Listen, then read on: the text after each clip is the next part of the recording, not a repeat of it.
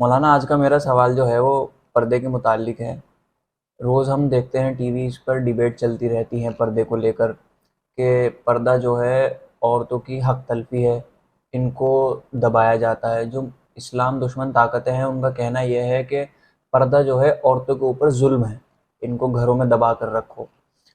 اور جو ہماری نیو جنریشن ہے، جو مطلب تعلیمی یافتہ لوگ ہیں، جو پڑھنے جاتی ہیں بچیاں ہماری کالجز میں، وہ بھی کہیں نہ کہیں ان باتوں سے متاثر ہو کر کنفیوز ہو چکی ہیں کہ کیا سچ میں یہ ہمارے حق کو دبایا جا رہا ہے؟ کیا یہ ہماری واقعی آزادی چھینی جا رہی ہے کہ ہم حجاب پہن کر رہیں یا گھروں میں رہیں؟ مطلب آپ اس پہ تھوڑی وضاحت کر دیجئے کہ اصل میں معاملہ ہے کیا؟ سوال آپ کا بڑا اہم ہے، اور یہ ہماری بدنصیبی ہے کہ آج اسلام کے اوپر اس قسم کے سوالات کھڑے کیے جا رہے ہیں اور اچھی چیزوں کو برا بنا کے پیش کیا جا رہا ہے، لیکن ہم کچھ نہیں کر پا رہے ہیں۔ میں کوشش کروں گا کہ بہت کم وقت میں اس مسئلے کو واضح کر دوں۔ ایک بات تو یہ ہے کہ مجھے ایسا محسوس ہوتا ہے کہ اس قسم کے ایشوز کو لے کر جو بات آپ نے سب سے اخیر میں کہی تھی، میں اسے سب سے پہلے کہہ رہا ہوں کہ نیو جنریشن کو اس قسم کے سوالات کو اٹھا کر اسلام سے ان کو دور کر دیا جائے، ان کے دلوں کے اندر اسلام کی برائی پیدا کر دی جائے۔ اگر ہم اس پردے کا اسلام میں کیا کانسیپٹ ہے یا اسلام کا پردے کو لے کر پوائنٹ آف ویو کیا ہے، وہ اگر ہم سمجھنے کی کوشش کریں تو مسئلہ بالکل واضح ہو جاتا ہے اور سمجھ میں آتا ہے کہ ہاں یہ بات بالکل مناسب ہے۔ اسلام اب سے تقریباً 1450 سال پہلے آیا تھا، اور جس ٹائم پر اسلام آیا تھا اس ٹائم پر عورتوں کو دنیا میں کس نظر سے دیکھا جا رہا تھا، یہ سب تاریخی حقائق ہیں۔ آپ کو تاریخ کی کتابوں میں یہ تمام باتیں مل جائیں گی۔ اس ٹائم کی مشہور حکومتیں رومن امپائر ہے، اور ایک فارس کا ایک، پرشین۔ جس کو پرشین امپائر کہتے ہیں، اور دوسری حکومتیں جو تھیں دنیا کے اندر، اور ان کے لٹریچروں کے اندر کیا ملتا ہے عورتوں سے متعلق، ہمیں ایسا محسوس ہوتا ہے ان تمام چیزوں کو پڑھنے کے بعد کہ ان لوگوں نے یہ سمجھا تھا کہ عورتیں صرف انسان کی ہوس کے لیے پیدا کی گئی ہیں کہ مرد اپنی ہوس ان سے پورے کر لے، یہ ان کا مقصد ہے پیدائش کا، اور یہی ان کا پرپس ہے۔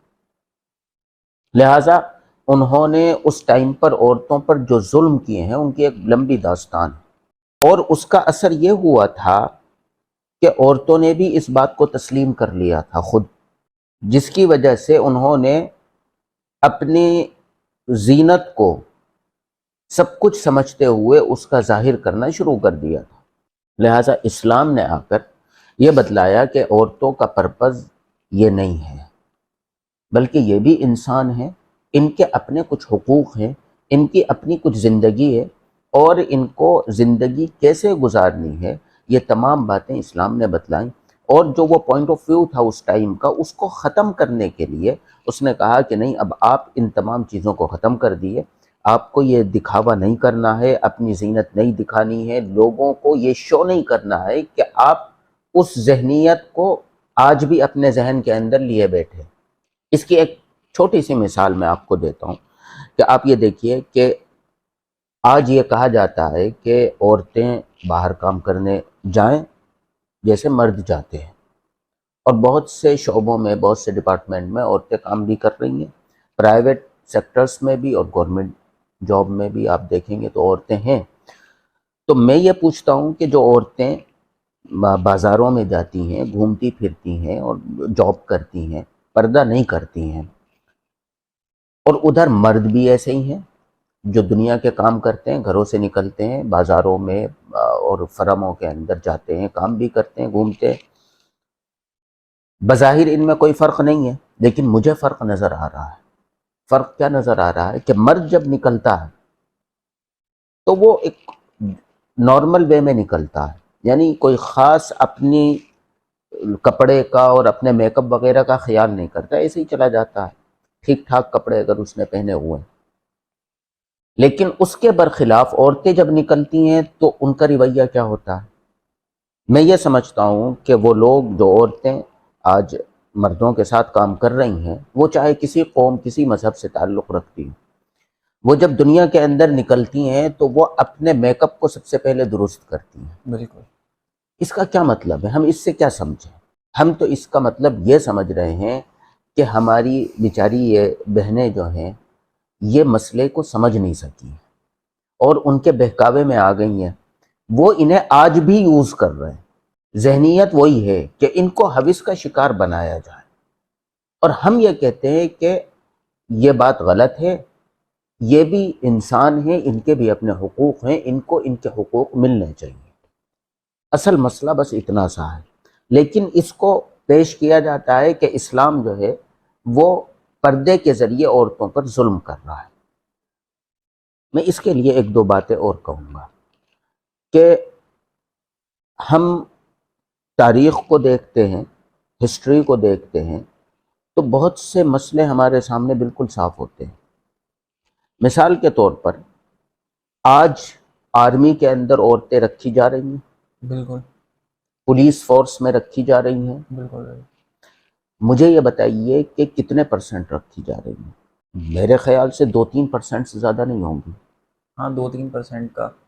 جب آپ ان کے برابری کے شور مچانے والے ہیں، برابری کی بات کرنے والے ہیں، تو ان کا ریشو تو 50% ہونا چاہیے، مردوں کے برابر ہونا چاہیے۔ ایک بات۔ دوسری بات یہ ہے کہ یہ آج آپ نے یہ کام شروع کیا ہے، یہ کام آپ نے آج شروع کیا ہے، اسلام نے اس کو 1400 سال پہلے شروع کیا ہے۔ جس ٹائم پر آپ عورتوں کو صرف یہ سمجھتے تھے کہ ہوس کے لیے ان کا وجود ہے، اس دور میں اسلام نے ان کو میدان دیے ہیں کام کرنے کے۔ اس دور میں صحابیات کے واقعات ملتے ہیں کہ وہ میدان جنگوں کے اندر صحابہ کرام کے ساتھ لڑا کرتی تھی، اور ایسی تاریخ کی کتابیں بھری ہوئی ہیں جس میں مسلم عورتوں کے میدان جنگ میں لڑنے کے واقعات ہیں۔ اور اسی طریقے سے یعنی آرمی میں اور پولیس فورس میں جانے کا جو کانسیپٹ آج ہندوستان کی حکومت لے رہی ہے، اس کو ہم 1400 سال پہلے دے چکے ہیں دنیا کو۔ ایک بات۔ دوسری بات یہ کہ ایک اور سسٹم ہے، آپ دیکھیے کہ نرس جو ہوتی ہیں، جی ہمارے ہاں میل نرس بھی ہوتے ہیں بالکل اور لیڈیز بھی ہوتی ہیں۔ بالکل۔ آپ ہسٹری اٹھائیے تو یہ لیڈیز نرسز جو ہیں، اگر آپ ہسٹری اٹھا کر دیکھیں گے تو 100 200 300 400 سال پہلے تک دنیا کے اندر یہ بات نہیں تھی۔ یہ کام دنیا کو دینے والے ہم ہیں۔ آپ ہسٹری کی کتابیں، اسلامک ہسٹری کی کتابیں اٹھائیں گے تو آپ یہ دیکھیں گے کہ جب اسلامک فوج کہیں جاتی تھی تو اس کے ساتھ باقاعدہ ایسی عورتیں بھیجی جاتی تھیں جو میڈیکل کی کچھ سوجھ بوجھ رکھتی تھیں، اور ان کا کام صرف یہ ہوتا تھا کہ زخمی فوجیوں کی مرہم پٹی اور دیکھ بھال کرنے کا کام یہ عورتیں کیا کرتی تھیں۔ تو ایک الزام جو ہم پر یہ لگایا جاتا ہے کہ اسلام جو ہے وہ عورتوں کو گھروں میں قید کرتا ہے، تو یہ سوال جو ہے بے بنیاد ہے، یہ الزام بے بنیاد ہے، اس لیے کہ ہم نے صرف ایک بات کہی ہے، اسلام نے صرف ایک بات کہی ہے، وہ یہ ہے کہ عورتوں کو ہوس کا نشانہ نہ بنایا جائے، اور آپ عورتوں کو صرف یہ نہ سمجھیں کہ یہ عورتیں اس لیے دنیا میں بھیجی گئی ہیں کہ مرد اپنی خواہشات ان کے ذریعے پورا کریں، بلکہ جیسے ہمارے اپنے کچھ ایمز ہوتے ہیں، کچھ ہدف ہوتے ہیں کہ ہمیں اپنی زندگی کے اندر یہ کرنا ہے، یہ بننا ہے، ہمیں یہاں پہنچنا ہے، اسی طریقے سے ان عورتوں کے لیے بھی ہدف ہونے چاہیے، اور اسلام نے اس کو عملاً صحابہ کرام نے کر کے دکھایا ہے اسلام کے اس حکم کے مطابق۔ اب قرآن کریم کی جن آیات کو آپ آج پیش کرتے ہیں، یا ایھا النبی قل لازواجک وبناتک ونساء المؤمنین یدنین علیہن من جلابیبہن، اور اسی طریقے سے اور دوسری آیتیں ہیں جس کے اندر یہ کہا گیا ہے کہ آپ گھروں کے اندر رہیے، گھروں سے باہر نہیں نکلیے، ان آیات کو لے کر آج دنیا میں بڑا واویلا مچایا جا رہا ہے اسلام کے خلاف۔ میں پوچھتا ہوں کہ کیا صحابہ کرام رضوان اللہ تعالی علیہم اجمعین نے قرآن کو نہیں سمجھا تھا؟ یہ آیتیں ان کے سامنے نہیں آئی تھیں؟ ہم سے بہتر سمجھا تھا ان لوگوں نے۔ ٹھیک، تو اس کا مطلب یہ ہوا کہ ان آیتوں کا جو مطلب آپ بیان کر رہے ہیں وہ غلط بیان کر رہے ہیں۔ بالکل ان آیتوں کا مطلب کیا ہے؟ ان آیتوں کا مطلب وہی ہے جو میں نے آپ کو ابھی بتایا تھا کہ اسلام کا پوائنٹ آف ویو کیا ہے عورتوں کے حجاب کو لے کر، کہ عورتوں کو خواہشات نفسانی کے لیے استعمال نہ کیا جائے اور اس نظر سے انہیں نہ دیکھا جائے، بلکہ ایک انسان کی حیثیت سے ان کو دیکھا جائے، اور اس ذہنیت کو تبدیل کرنے کے لیے یہ تمام باتیں قرآن نے کہی ہیں، لیکن دنیا میں کام کرنے سے منع نہیں کیا ہے۔ ان عورتوں نے دنیا میں بڑے بڑے کام کیے۔ آج ایک الزام یہ لگایا جاتا ہے کہ یہ مولوی لوگ، عالم لوگ اور اسلامک کٹر پنتھی جنہیں کہا جاتا ہے، ہم لوگوں کو اسی ٹائپ کے ورڈز سے یاد کیا جاتا ہے اس دنیا کے اندر، اور کچھ لوگ طالبانی بھی کہنے لگتے ہیں۔ ہم لوگوں کے بارے میں یہ کہا جاتا ہے کہ یہ لڑکیوں کی ایجوکیشن کے بھی اگینسٹ ہیں، جبکہ اگر ہم دیکھیں تو ہماری اسلامک ایجوکیشن پوری نہیں ہو سکتی عورتوں کے بغیر۔ ایجوکیشن کے میدان میں جو کام حضرت عائشہ نے کیا ہے، جو کہ ایک عورت تھیں، اس کی مثال نہیں ملتی، دنیا کی کوئی اور قوم اس کی مثال نہیں پیش کر سکتی۔ اور حضرت عائشہ صدیقہ رضی اللہ عنہا اپنے گھر کے اندر باقاعدہ صحابیات کو پڑھایا بھی کرتی تھی، تو مدرسہ اور ایجوکیشن کی بات یا اسکول کی بات یہاں سے پوری ہو جاتی ہے۔ ہم ایجوکیشن کے مخالف نے کیسے ہو سکتے ہیں جبکہ ہمارے بڑوں کا یہ شیوا اور یہ طریقہ رہا ہو؟ ایک بات۔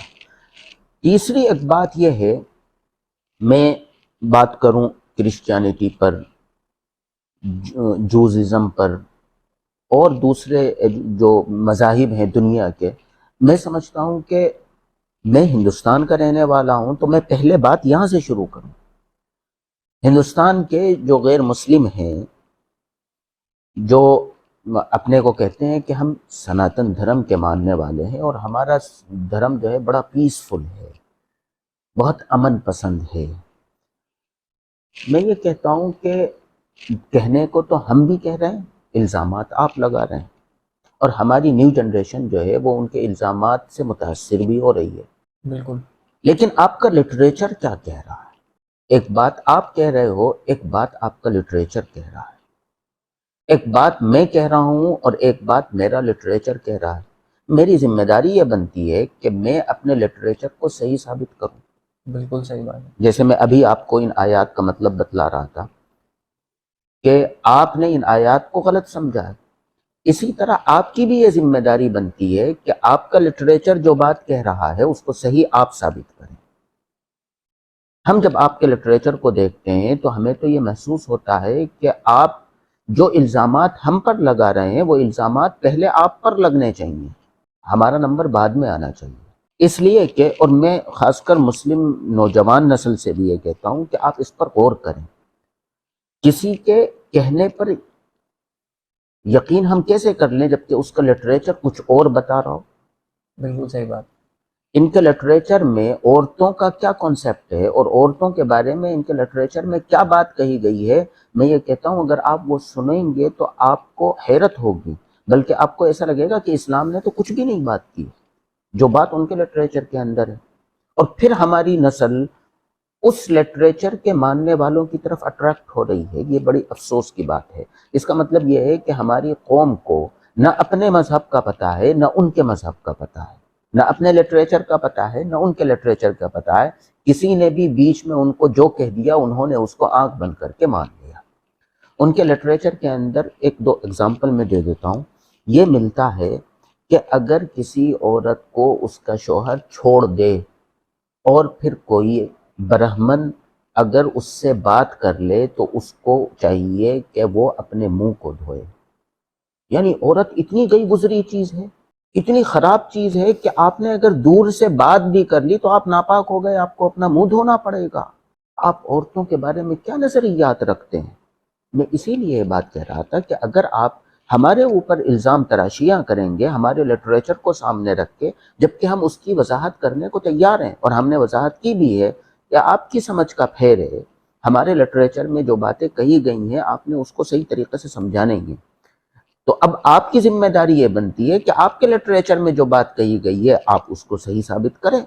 بالکل صحیح ہو بات۔ سکتا ہے ہم غلط سمجھ رہے ہوں، ہم بالکل یہ نہیں کہہ رہے کہ آپ غلط ہیں، ہم یہ کہہ رہے ہیں کہ جیسے آپ ہمارے لٹریچر کو نہیں سمجھ سکے تھے، ہم نے اس کو صحیح کر دیا، ایسے ہی آپ کی بھی ذمہ داری یہ بنتی ہے کہ ہم نے جو آپ کے لٹریچر میں پڑھا ہے آپ اس کو ٹھیک کر دیں، ایکسپلین کر دیں اس کو. صحیح بات ہے. لیکن فی الوقت جو ہم نے پڑھا ہے اس کو دیکھتے ہوئے ہم جو فیل کر رہے ہیں وہ آپ کے سامنے رکھ رہے ہیں. بالکل. تو میں یہ سمجھتا ہوں کہ اصل میں آج کے دور میں یا تو لوگوں نے اسلام کو سمجھا نہیں ہے، یہ جان بوجھ کر اسلام دشمنی اور ضد بندی میں وہ اسلام کے اوپر اس قسم کے الزامات لگاتے ہیں.